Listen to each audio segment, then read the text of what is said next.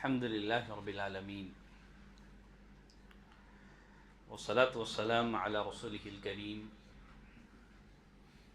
وعلى آله وصحبه أجمعين وأشهد أن لا إله إلا الله وأشهد أن محمدا عبده ورسوله. أعوذ بالله من الشيطان الرجيم من همزه ونفخه ونفثه. يا أيها الذين آمنوا أطيعوا الله وأطيعوا الرسول وأولي الأمر منكم فإن تنازعتم في شيء فردوه إلى الله والرسول إن كنتم تؤمنون بالله واليوم الآخر ذلك خير وأحسن تأويلا.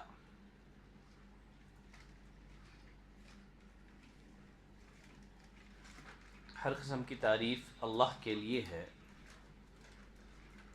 جس نے ہم تمام کو مسلمان بنایا، دولت اسلام کی توفیق بخشی.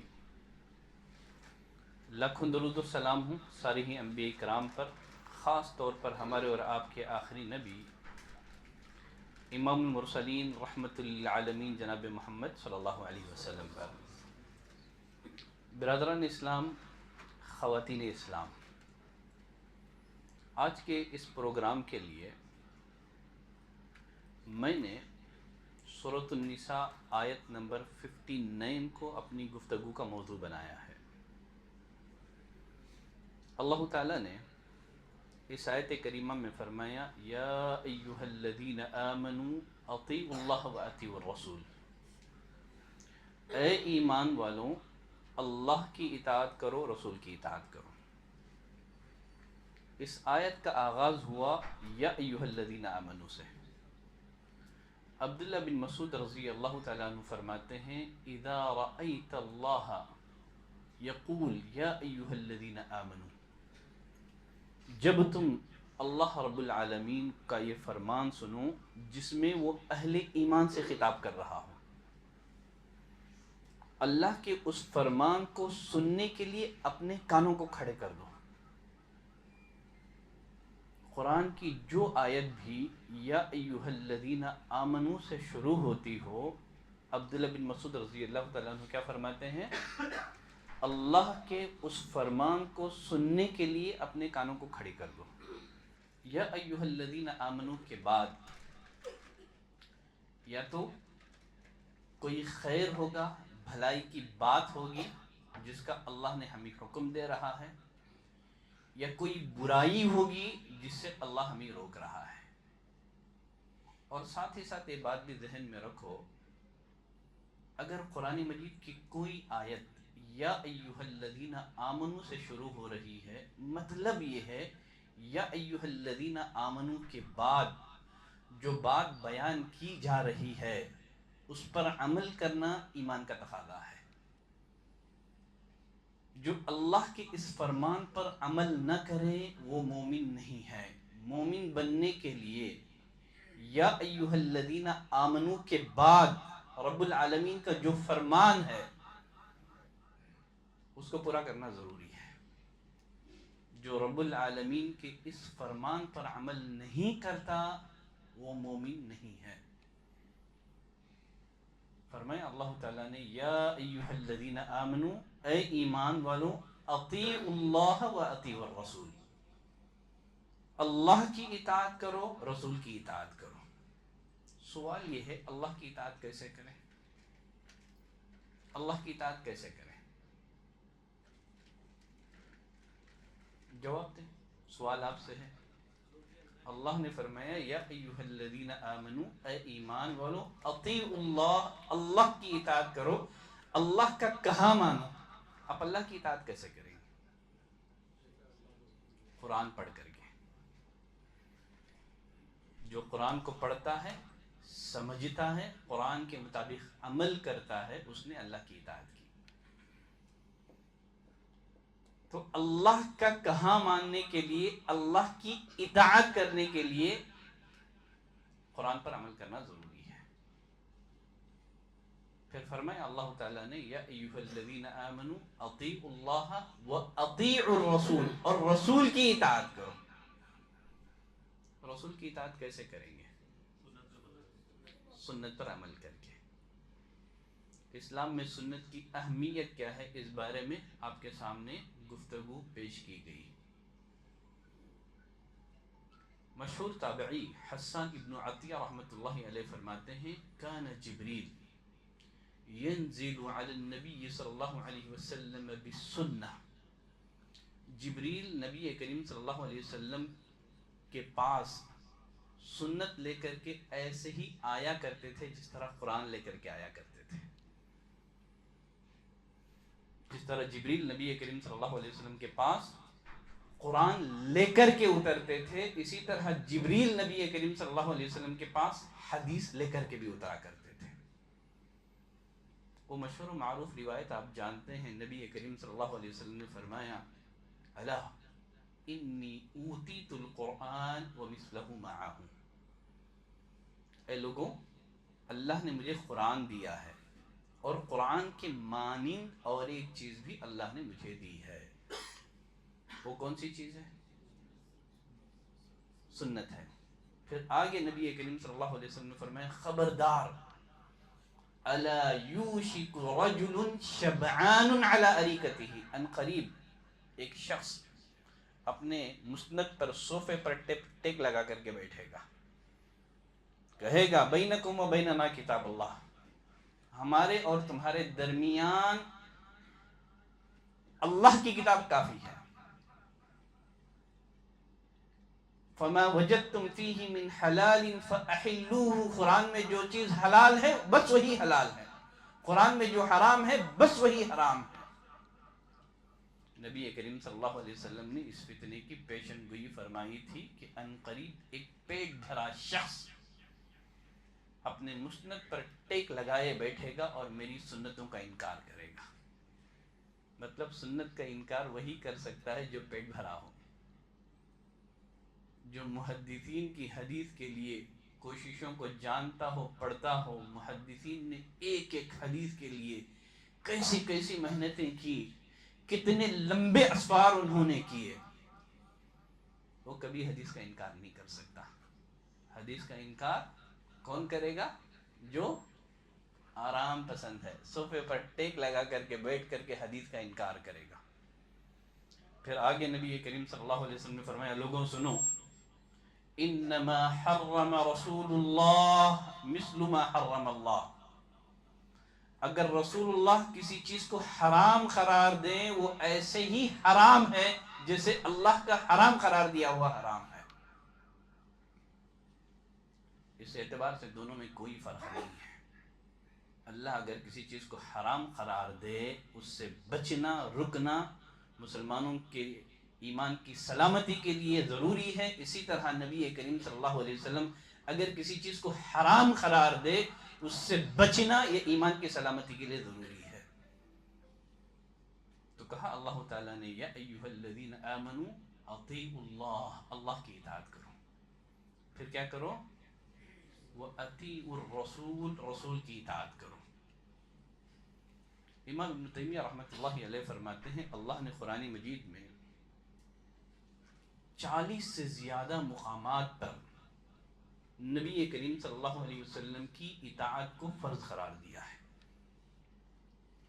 40 سے زیادہ آیتیں ہیں جن میں اللہ نے مسلمانوں پر نبی کی اطاعت کو فرض قرار دیا ہے، بلکہ اللہ نے قرآن مجید میں نبی کی اطاعت کو اصل اطاعت قرار دے کر کے اپنی اطاعت کو نبی کی اطاعت کے تابع کر دیا۔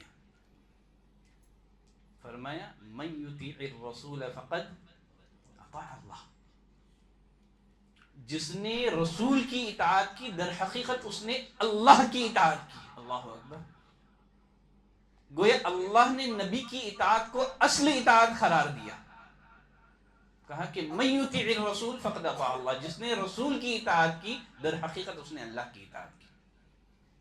بلکہ اللہ تعالیٰ نے قرآن مجید میں اللہ سے محبت کا معیار نبی کی اطاعت کو قرار دیا۔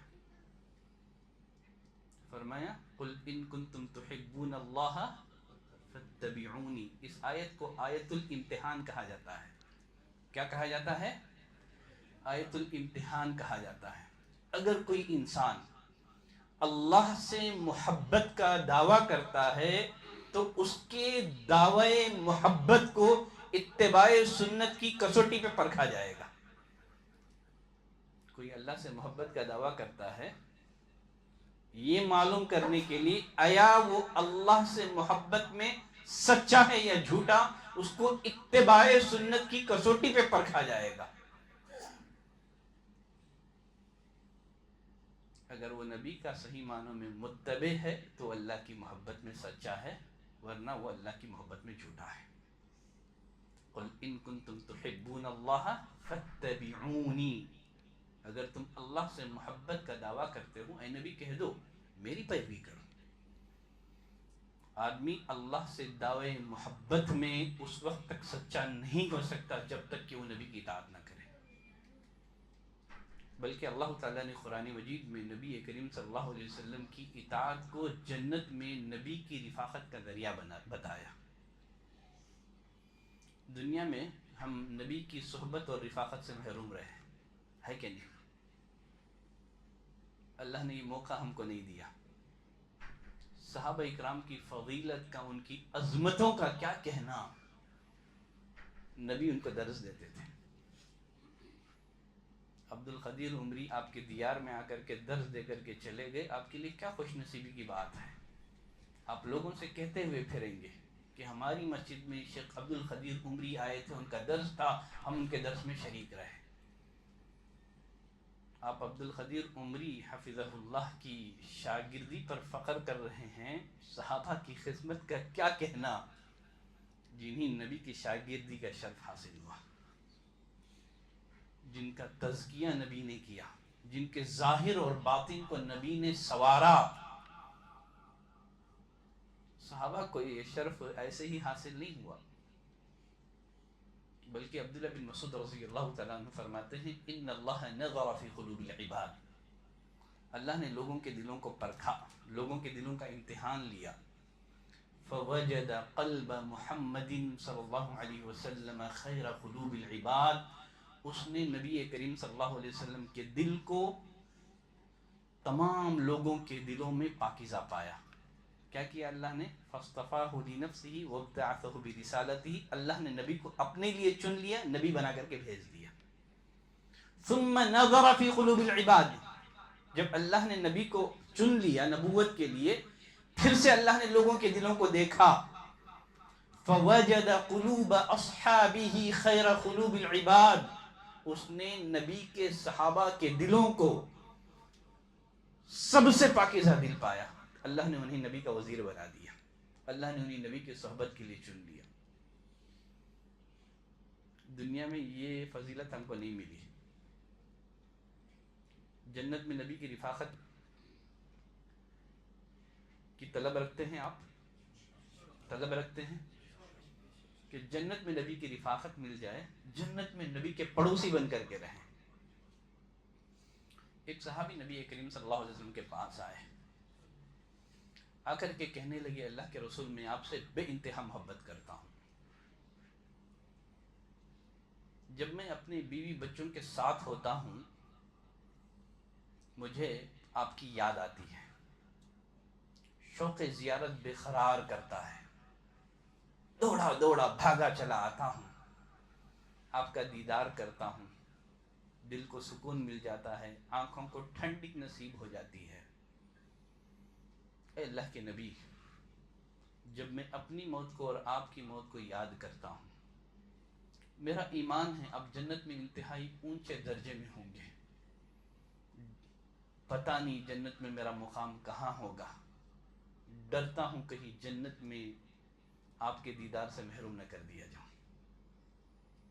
دنیا میں جب بھی آپ کی یاد آتی ہے، جب بھی شوق زیارت بے قرار کرتا ہے، دوڑا دوڑا بھاگا چلا آتا ہوں، آپ کو دیکھتا ہوں سکون مل جاتا ہے، لیکن ڈرتا ہوں کہیں جنت میں آپ کے دیدار سے محروم نہ کر دیا جاؤں۔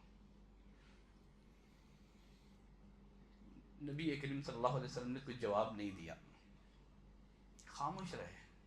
اتنے میں جبریل وحی لے کر کے آ گئے۔ کیا تھا اس وحی میں؟ اللہ نے فرمایا من یطع اللہ والرسول، صحابی نے نبی سے جو محبت تھی وہ جتلا دی. اللہ نے یہ نہیں کہا جو اللہ اور اس کے رسول سے محبت کرے گا، اس لیے کہ محبت نام ہے اطاعت کا. کہا من یطع اللہ والرسول، جو اللہ اور اس کے رسول سے اللہ اور اس کے رسول کی اطاعت کرے گا کیا ہوگا؟ فَأُولَئِكَ مَعَ الَّذِينَ أَنْعَمَ اللَّهُ عَلَيْهِمْ مِنَ النَّبِيِّينَ وَالصِّدِّيقِينَ وَالشُّهَدَاءِ وَالصَّالِحِينَ. کل قیامت میں ان کے ساتھ ہوگا جن پر اللہ نے اپنا انعام کیا ہے. ہم اللہ سے دعا کرتے ہیں صراط الذین انعمت علیہم، اللہ ان کے راستے پر چلا جن پر تو نے اپنا انعام کیا ہے. کہا اگر تم اللہ اور اس کے رسول کی اطاعت کر لو کیا ہوگا؟ کل جنت میں تمہیں انبیاء کی رفاقت نصیب ہوگی. ان کے ساتھ اللہ تمہیں رکھے گا جن پر اللہ نے اپنا انعام اتارا ہے. نبیوں کے ساتھ رکھے گا، صدیقین کے ساتھ رکھے گا، شہداء کے ساتھ رکھے گا، صالحین کے ساتھ رکھے گا. اللہ نے فرمایا ان کی صحبت، ان کی دوستی کیا ہی اچھی دوستی ہے. چاہتے ہیں جنت میں نبی کی رفاقت آپ کو ملے، اس کے لیے آپ کے لیے ضروری ہے نبی کی اطاعت کریں. اللہ نے قرآن مجید میں عمل کی قبولیت کے لیے نبی کی اطاعت کو فرض قرار دیا. کہا اللہ تعالیٰ نے یا ایھا الذین آمنوا اطیعوا اللہ واطیعوا الرسول ولا تبطلوا اعمالکم. کہا اللہ اور اس کے رسول کی اطاعت کرو، اپنی نیکیوں کو، اپنے اعمال کو برباد نہ کرو. مطلب اگر عمل سنت کے مطابق نہیں ہے، سیدہ عائشہ رضی اللہ تعالیٰ عنہ فرماتی ہیں من عمل عملا لیس علیہ امرنا فہو رد. جو کوئی ایسا عمل کرے، نبی کریم صلی اللہ علیہ وسلم نے فرمایا جو کوئی ایسا عمل کرے جس کے کرنے کا میں نے آرڈر نہیں دیا، وہ مردود ہے، وہ قبول نہیں ہوگا.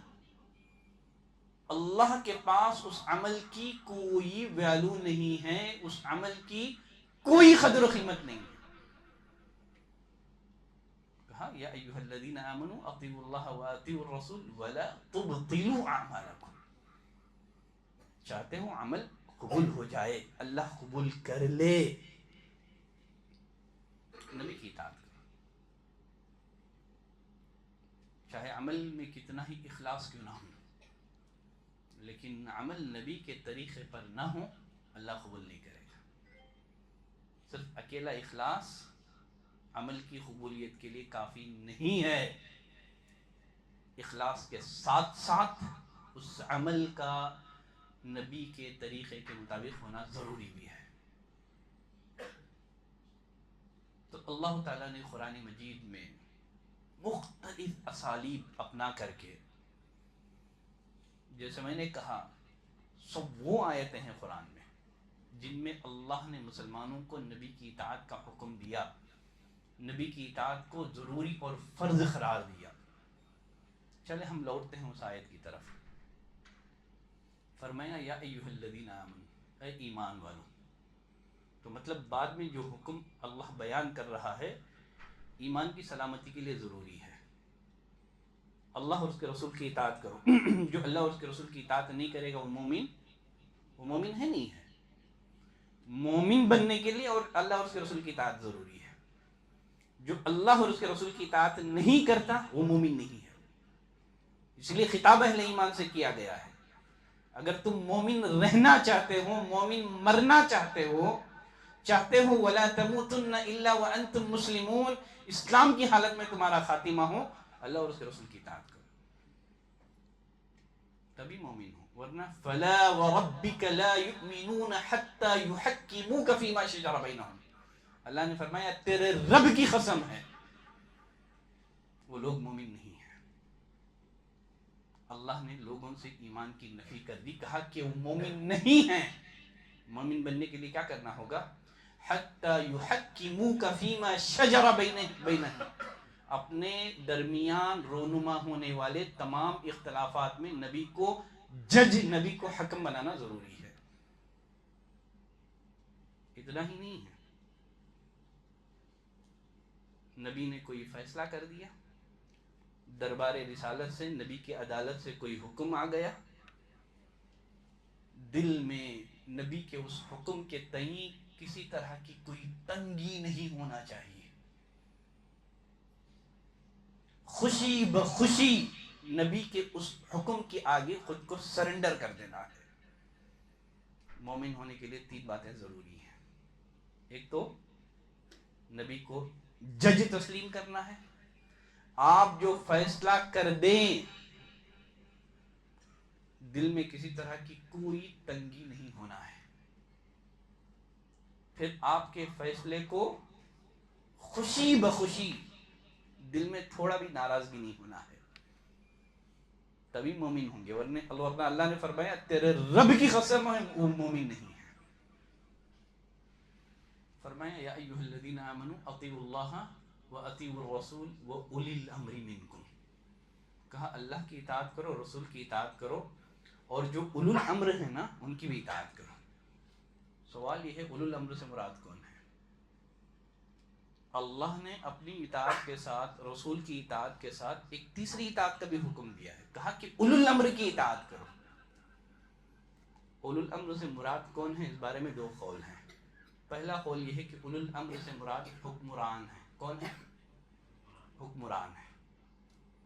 جو مسلمانوں کے حکمران ہیں ان کی اطاعت کرو. ایک دوسرا قول یہ ہے کہ اولو الامر سے مراد علماء ہیں, علماء کی اطاعت کرو. علامہ ابن القیم رحمۃ اللہ علیہ فرماتے ہیں صحیح بات یہ ہے اولو الامر سے مراد حکمران بھی ہیں, علماء بھی ہیں. انتظامی امور میں حکمرانوں کی اطاعت کریں گے, دینی معاملات میں علماء کی اطاعت کریں گے. تو اللہ تعالیٰ نے کہا کہ اللہ کی اطاعت کرو, رسول کی اطاعت کرو, اور جو اولو الامر ہیں, علماء ہیں, دینی امور میں ان کی اطاعت کرو. یہاں ایک بات ذہن میں رکھیں, علماء کی اطاعت اللہ اور اس کے رسول کی اطاعت کے تابع ہے. ان کی اطاعت مستقل نہیں ہے. علماء کی بات کتاب اور سنت کے مطابق ہو قبول کریں گے, ورنہ رد کر دیں گے. دیکھیں یہاں ایک بات ذہن میں رکھیں, کبھی اہل حدیثوں کی یہ دعوت نہیں رہی. ہم نے کبھی یہ نہیں کہا اماموں کو چھوڑ دو, علماء کو چھوڑ دو. کبھی ہمارا یہ دعویٰ نہیں رہا ہے. ہمارا بس کہنا یہ ہے علماء کا احترام, ان کی عزت, ان کی خدمات کو سراہنا. محض اماموں کی اس بات کو چھوڑ دو جو قرآن اور سنت کے خلاف ہے. ہم کبھی اماموں کو چھوڑنے کی بات نہیں کرتے ہیں. سب امام ہمارے امام ہیں. امام ابو حنیفہ ہمارے امام ہیں, امام الشافعی ہمارے امام ہیں, امام مالک ہمارے امام ہیں, امام احمد بن حنبل ہمارے امام ہیں. ان کے علاوہ جتنے امام ہیں سب ہمارے امام ہیں. اولو الامر کی اطاعت کرو, لیکن ان کی اطاعت مستقل نہیں ہے بلکہ اللہ اور اس کے رسول کی اطاعت کے تابع ہے. اس آیت کریمہ میں غور کریں, یا ایھا الذین آمنوا اطیعوا اللہ واطیعوا الرسول. اطاعت کا لفظ اللہ کے لیے استعمال ہوا ہے, اطیعوا اللہ, پھر کہا واطیعوا الرسول. تو معلوم ہوا کہ اللہ کی اطاعت مستقل ہے, نبی کی اطاعت مستقل ہے. کہا وَأُولِي الْأَمْرِ مِنْكُمْ, اللہ نے یہ نہیں کہا وَأَطِيعُوا أُولِي الْأَمْرِ مِنْكُمْ. سمجھ رہے ہیں آپ اس چیز کو؟ اللہ نے کہا اطیعوا اللہ وَأَطِيعُوا الرَّسُولِ. جب علماء کی بات آئی تو اللہ نے یہ نہیں کہا وَأَطِيعُوا أُولِي الْأَمْرِ مِنْكُمْ, بلکہ کیا کہا وَعَنْ عُلَمَاء. لیکن اطاعت کا لفظ اللہ نے اپنے لیے بھی استعمال کیا, کہا اطیعوا اللہ, پھر نبی کے لیے اطاعت کے لفظ کو دہرایا وَأَطِيعُوا الرَّسُولِ. علماء کے لیے کہا اور علماء کی بھی بات مانو. مطلب 100% اطاعت اللہ کی, 100% اطاعت نبی کی. اللہ اور رسول کے علاوہ کسی کی 100% اطاعت نہیں ہے. نبی کے علاوہ دنیا میں کوئی معصوم عن الخطا نہیں ہے.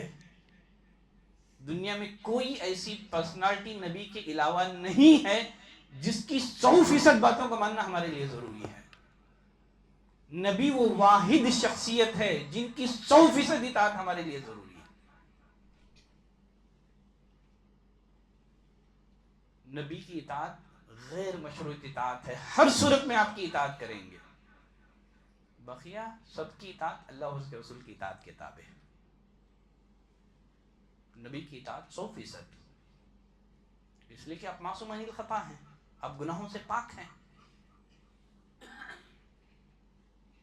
اگر ہم کسی امام کے بارے میں کہیں کہ ان کی 100% اطاعت ہم پر لازم ہے، ابو حنیفہ کی 100% اطاعت ہم پر لازم ہے، گویا ہم نے ان کو معصوم قرار دیا، گویا نبی کی نبوت میں ہم نے اماموں کو شریک کر دیا، اس لیے کہ نبی کے علاوہ کوئی معصوم ہے نہیں ہے دنیا میں۔ اگر ہم کہیں کہ نہیں 100% ان کی اطاعت واجب ہے، گویا تم نے دبے الفاظ میں ان کی نبوت کا دعویٰ کر دیا، اس لیے کہ مقام نبوت پر پہنچنے کے بعد ہی آدمی کی 100% اطاعت لازم ہوگی۔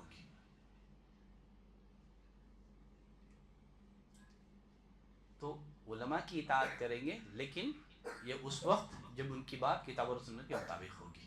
بصورت دیگر کیا کریں گے؟ ہم ابو حنیفہ کو نہیں چھوڑیں گے، ان کی اس بات کو چھوڑ دیں گے جو کتاب اور سنت کے خلاف ہو۔ ہم امام الشافعی کو نہیں چھوڑیں گے، وہ ہمارے امام ہیں، ہم ان کی محض اس بات کو چھوڑیں گے جو کتاب اور سنت کے خلاف ہے۔ ہم امام احمد بن حنبل کو نہیں چھوڑیں گے، وہ ہمارے امام ہیں۔ یہ سب اہل حدیث تھے، سب ایک راستے پر چلے تھے، سب کا راستہ الگ الگ نہیں تھا۔ بعد میں ان کے ناموں پر لوگوں نے مسالک اور مذاہب ایجاد کر لیے، یہ بعد میں 400 سال کے بعد یہ لعنت امت میں آئی، ورنہ 400 سال تک امت میں تقلید شخصی کا کوئی وجود نہیں تھا۔ تو اللہ کی اطاعت 100%، نبی کی اطاعت 100%، بقیہ سب کی اطاعت 100% نہیں ہے، کوئی معصوم عن الخطا نہیں ہے۔ امام مالک مسجد نبوی میں بیٹھ کر کے درس دیتے تھے، کیا کہا کرتے تھے جانتے ہیں؟ امام مالک کہا کرتے تھے کل منا یؤخذ و یرد، اے لوگوں ہم میں سے ہر شخص کی بات لی بھی جا سکتی ہے اور اسے چھوڑا بھی جا سکتا ہے، لیکن سوائے اس خبر والے کے، نبی کی خبر کی طرف اشارہ کر کے کہتے تھے سوائے اس خبر والے کے، اس کی تمام باتوں کو لیا جائے گا، اس کی کسی بھی بات کو چھوڑا نہیں جائے گا۔ باقی ہم انسان ہیں، ہم صحیح بات بھی کرتے ہیں، انسان ہونے کے اعتبار سے ہم سے غلطیاں بھی ہو جاتی ہیں۔ دیکھیں ایک دفعہ عبداللہ بن عمر رضی اللہ عنہما کے پاس ایک شخص آیا، آ کر کے دریافت کیا کہ حج تمتع کے بارے میں تمہاری کیا رائے ہے؟ کس کے بارے میں؟ حج تمتع کے بارے میں۔ انڈیا پاکستان سے جتنے حاجی جاتے ہیں یہی حج کرتے ہیں، حج تمتع، یعنی عمرہ کر کے احرام کھول دینا، پھر حج کی تاریخوں میں احرام باندھ کر کے حج کرنا۔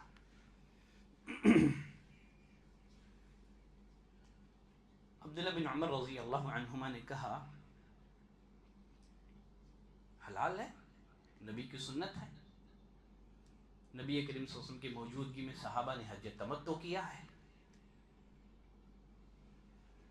اب وہ جو سائل تھا، سوال کرنے والا تھا، عبداللہ بن عمر سے کہنے لگا تمہارے والد عمر حج تمتع سے روکتے ہیں، ہم سے بولتے ہیں نا کہ صحابہ کی سنت کو نہیں مانتے ہیں، عمر کی سنت کو نہیں مانتے ہیں، پھر حج تمتع مت کرو۔ عمر تو حج تمتع سے روک دیتے ہیں۔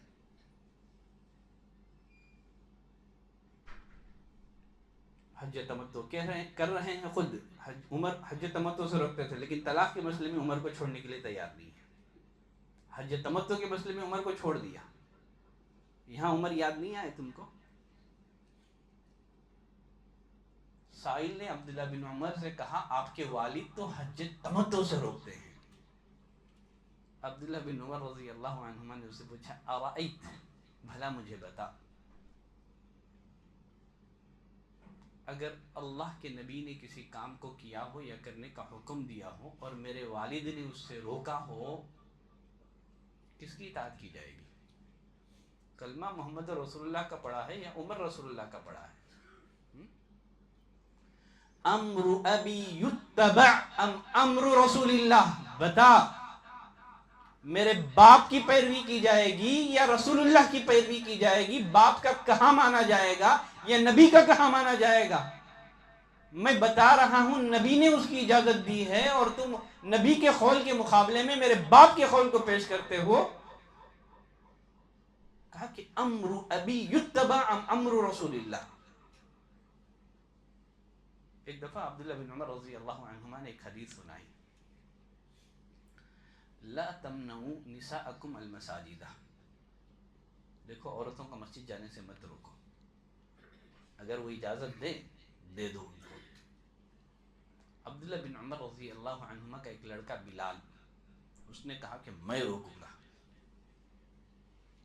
عبداللہ بن عمر ناراض ہو گئے، کہا احدثک حدیث رسول اللہ. ارے نادان، میں تیرے سامنے نبی کی حدیث بیان کر رہا ہوں اور تو کہتا ہے کہ روکوں گا. فسبہ سبا سیئا. عبداللہ بن عمر رضی اللہ عنہما نے اپنے بیٹے کو بری طرح سے ڈانٹا. انہوں نے اپنی زندگی میں کبھی کسی کو ایسے نہیں ڈانٹا. روایتوں میں آتا ہے کہ عبداللہ بن عمر رضی اللہ عنہما نے اپنے بیٹے سے بات چیت نہیں کی مرتے دم تک. جرم کیا تھا؟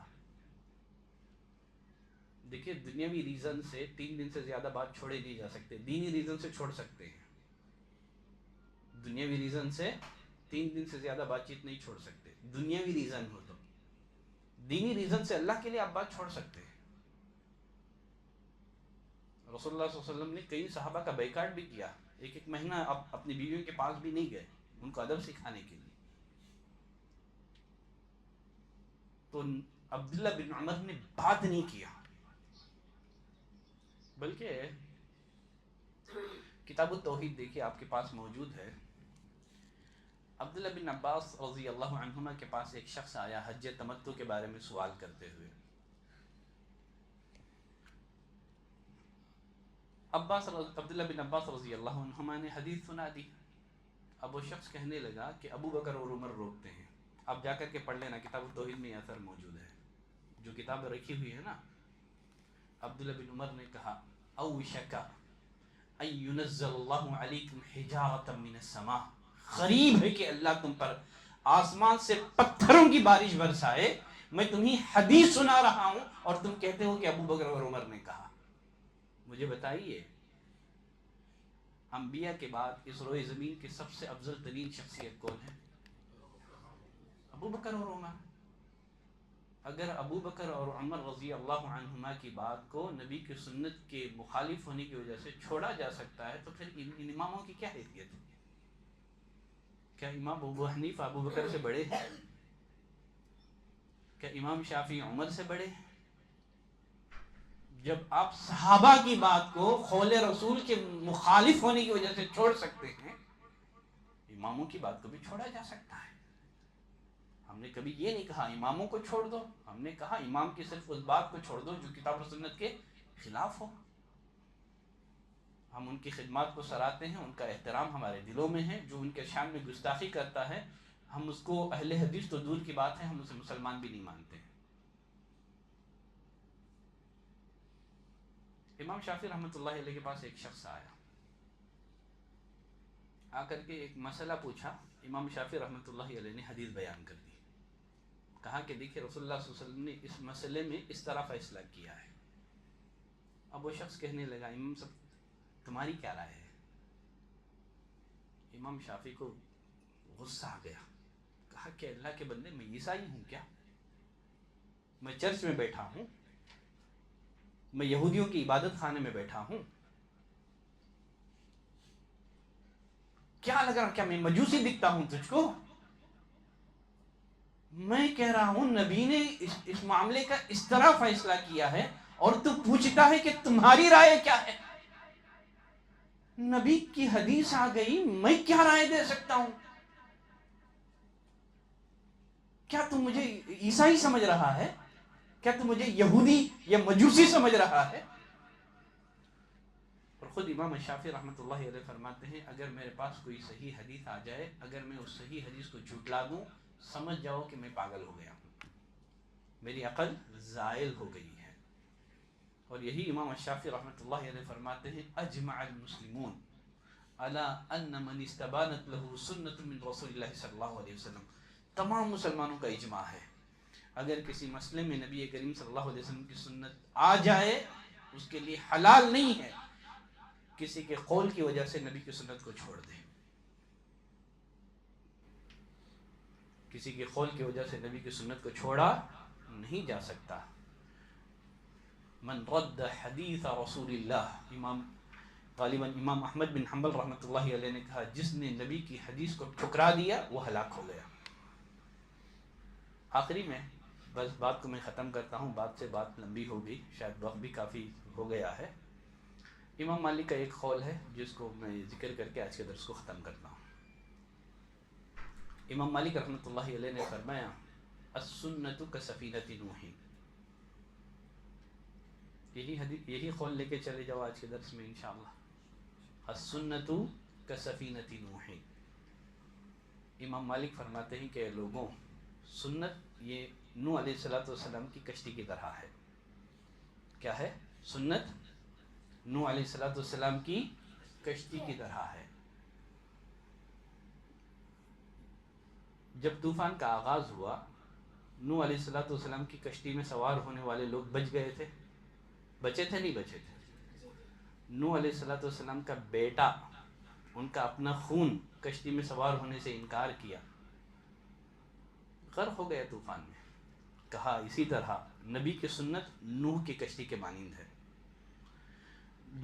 جو سنت کی کشتی میں سوار ہو گیا بچ گیا وہ، ورنہ وہ بدعتوں کے طوفان میں غرق ہو جائے گا۔ چاہتے ہیں کہ دنیا کا سفر آپ اطمینان سے طے کر کے جنت میں پہنچ جائیں، ہر انسان کی چاہت یہی ہے۔